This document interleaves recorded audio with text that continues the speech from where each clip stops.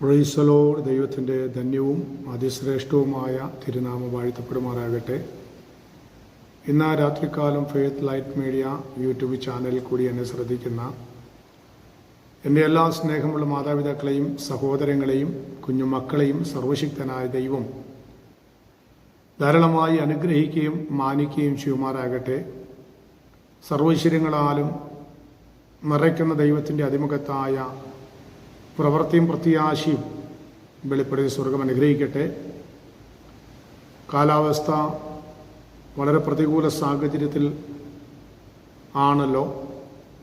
എല്ലാ പ്രിയപ്പെട്ടവരും അവിടങ്ങളിൽ ക്ഷേമത്തോടും പ്രത്യാശയോടും കൂടി ആയിരിക്കുന്നു എന്ന് വിശ്വസിക്കുന്നു. ദൈവം ഏവരെയും അനുഗ്രഹിക്കട്ടെ.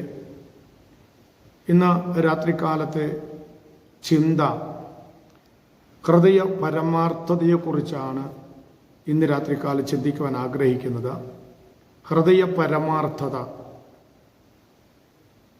അതിനെ സംബന്ധിച്ച് പറഞ്ഞു കഴിഞ്ഞാൽ നമ്മുടെ ജീവിതത്തിൽ ഒരു പരമാർത്ഥത ഉണ്ട് എങ്കിൽ ദൈവാത്മാവിൻ്റെ അത്ഭുതകരമായ ദൈവപ്രവൃത്തി നമ്മുടെ ജീവിതത്തിൽ വെളിപ്പെടുവാൻ തക്കവണ്ണമിടയായിത്തീരും. നാം പ്രാർത്ഥിക്കുന്ന വിഷയമാണെങ്കിലും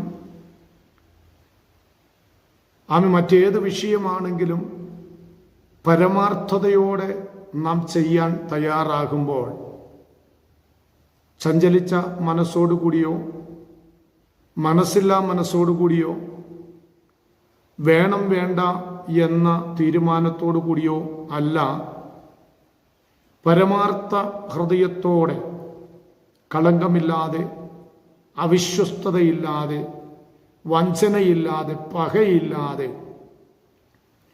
നാം ദൈവസന്നിധിയിൽ പ്രാർത്ഥിക്കുന്ന വിഷയത്തിൻ്റെ നടുവിൽ നിശ്ചയമായും സർവശക്തനായ ദൈവം നമുക്ക് വേണ്ടി പ്രവർത്തിക്കുവാനിടയായിത്തീരും.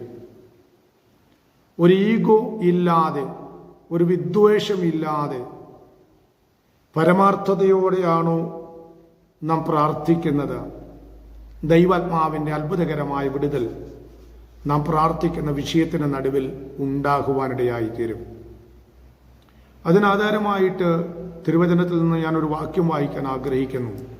അപ്പോസ്തല പ്രവൃത്തി 10-ാം അധ്യായം അതിൻ്റെ 9-ാമത്തെ വാക്യം. പിറ്റേനാൾ അവർ യാത്ര ചെയ്ത് പട്ടണത്തോട് സമീപിക്കുമ്പോൾ പത്രോസ് 6-ാം മണി നേരത്ത് പ്രാർത്ഥിപ്പാൻ വെൺമാടത്തിൽ കയറി. അവിടെ ഒരു പരമാർത്ഥ ഹൃദയത്തിനുടമയാണ് നമുക്ക് കാണാൻ കഴിയുന്നത്. പിറ്റേനാൾ അവർ യാത്ര ചെയ്തു പട്ടണത്തോട് സമീപിക്കുമ്പോൾ, അപ്പോൾ അവിടെ കാണാൻ കഴിയുന്ന ഏത് യാത്രയിലാണെങ്കിലും, യാത്രയെന്ന് ഉദ്ദേശിക്കുമ്പോൾ നാം ടൂറ് പോകുന്ന യാത്രയെക്കുറിച്ചല്ല പറയുന്നത്, ജീവിത മേഖലയിൽ അനുഭവിക്കുന്ന ഏത് പ്രതിസന്ധികളാണെങ്കിലും ഏത് പ്രതികൂല സാഹചര്യമാണെങ്കിലും പരമാർത്ഥതയോടെ പ്രതികൂലം അനുഭവിക്കുന്ന യാത്രാവേളകളുടെ മധ്യത്തിൽ ദൈവസന്നിധിയിൽ ഹൃദയത്തെ ഒന്ന് ഏൽപ്പിച്ചു കൊടുക്കാൻ നാം തയ്യാറാകുമ്പോൾ നമുക്ക് വേണ്ടി പ്രവർത്തിക്കുന്ന ഒരു സർവശക്തനായ ദൈവം ഇവിടെ കാണാൻ കഴിയുന്നു. പിറ്റേന്നാൾ അവർ യാത്ര ചെയ്ത് പട്ടണത്തോട് സമീപിക്കുമ്പോൾ പത്രോസ് 6-ാം മണി നേരത്ത് പ്രാർത്ഥിപ്പാൻ വെൺമാടത്തിൽ കയറി. 6-ാം മണി നേരം എന്ന് പറയുമ്പോൾ ഏകദേശം ഉച്ച സമയമാണ് എന്ന് നമുക്ക് കാണാൻ കഴിയുന്നുണ്ട്. ഉച്ച സമയമാണ് എന്ന് നമുക്ക് കാണാൻ കഴിയുന്നുണ്ട്. ഏകദേശം ഉച്ച സമയമായപ്പോൾ പത്രോസ് തിരക്കുകളെ ഗണ്യമാക്കാതെ, പ്രതികൂലത്തെ ഗണ്യമാക്കാതെ, പ്രതിസന്ധികളെ ഗണ്യമാക്കാതെ 6-ാം മണി നേരത്ത് ഉച്ചയ്ക്ക് 12 മണിയായപ്പോൾ താൻ പ്രാർത്ഥിപ്പാൻ വെൺമാടത്തിൽ കയറി. വെൺമാടം എന്ന് പറയുമ്പോൾ ചരിത്രം പഠിപ്പിക്കുന്നത് പഴയ നിയമകാലങ്ങളിൽ കൂടാരം, അതിന് മേൽക്കൂര എന്ന് പറയുന്നത് നിരപ്പായ മേൽക്കൂരയാണ്. അതിൻ്റെ മുകളിൽ കയറി പ്രാർത്ഥിക്കുവാനും വിശ്രമിക്കുവാനുമൊക്കെ സമയം ചെലവഴിക്കുന്ന അനുഭവമുണ്ടായിരുന്നു എന്ന് ചരിത്രം പഠിപ്പിക്കുവാനിടയായിത്തീരുന്നുണ്ട്. അങ്ങനെയെങ്കിൽ പത്രോസ് 12 മണിയായപ്പോൾ, 6-ാം മണി നേരം, ഉച്ചയ്ക്ക് 12 മണിയായപ്പോൾ തിരക്കുകളുടെ ഇടയിലും യാത്രയുടെ നടുവിലും സമയത്തെ വേർതിരിച്ച ദൈവസന്നിധിയിൽ പ്രാർത്ഥിക്കുവാൻ ഇടയായി തീർന്നു. താനൊരു യഹൂദനായിരിക്കെ ദർശനത്തിൽ ചില ആഹാര സാധനങ്ങൾ തുപ്പട്ടിയിൽ ഇറക്കി കൊടുക്കുമ്പോൾ താൻ പറയുന്നൊരു കാര്യമുണ്ട്, മലിനമായതും അശുദ്ധമായതും ഞാൻ എന്ത് ചെയ്യില്ല, ഭക്ഷിക്കില്ല എന്ന്. അത് പറയാൻ കാരണം എന്താ എന്ന് ചോദിച്ചു കഴിഞ്ഞാൽ, മോശയുടെ ന്യായപ്രമാണ കാലഘട്ടത്തിൽ ചില മൃഗങ്ങളെ, ഇഴജാതികളെ ഒന്നും ഭക്ഷിക്കരുത് എന്ന നിയമം കൊടുത്തിരിക്കുമ്പോൾ യഹൂദൻ ആയ പത്രോസ് അത് അനുസരിക്കുവാൻ തക്കവണ്ണമിടയായി തീർന്നു.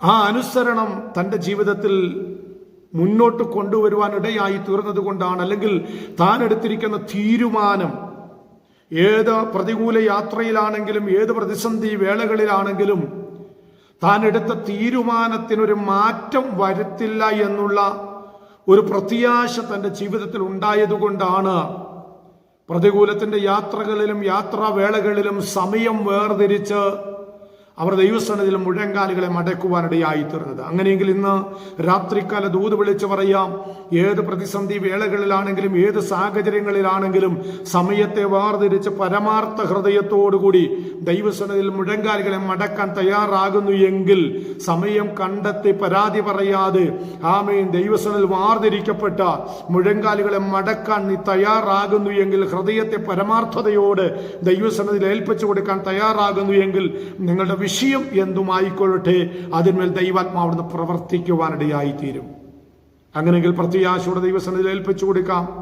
ചിന്തകളാൽ സർവശക്തനായ ദൈവം അനുഗ്രഹിക്കുമാറാകട്ടെ. പ്രാർത്ഥിക്കാം. ദൈവം അനുഗ്രഹിക്കട്ടെ. സ്തോത്രം.